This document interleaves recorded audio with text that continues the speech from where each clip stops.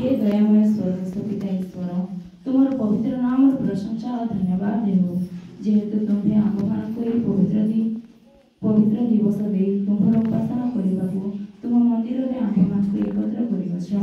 ଆମ୍ଭେମାନେ ଯେପରି ପବିତ୍ର ଆତ୍ମାଙ୍କ ଦ୍ୱାରା ଚାଳିତ ହୋଇ ମନର ଭକ୍ତି ଓ ବିଶ୍ୱାସରେ ତୁମର ଉପସ୍ଥିତି ଜ୍ଞାତ ହୋଇ ତୁମର ଉପାସନା କରିପାରୁ ଏଥିନିମନ୍ତେ ଆମ୍ଭମାନଙ୍କୁ ସାହାଯ୍ୟ କର। ଆଜି ତୁମ ଉପାସନାରେ ଯେଉଁ ବାକ୍ୟ ପ୍ରଚାରିତ ହୁଏ ତାହା ସମସ୍ତଙ୍କ ହୃଦୟରେ ବହୁଳ ରୂପରେ ସ୍ଥାନ ଦିଅ।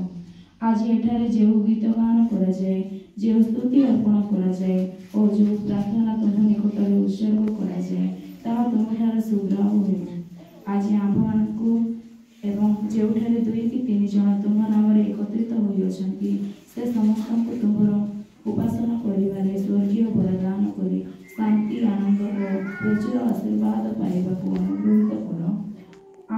ଆମ୍ଭର ପୁତ୍ର ଆମ୍ଭମାନଙ୍କର ପୁନରୁଦ୍ଧିତ ଓ ନିତ୍ୟଜୀବୀ ଖ୍ରୀଷ୍ଟ ଯୀଶୁଙ୍କ ନାମରେ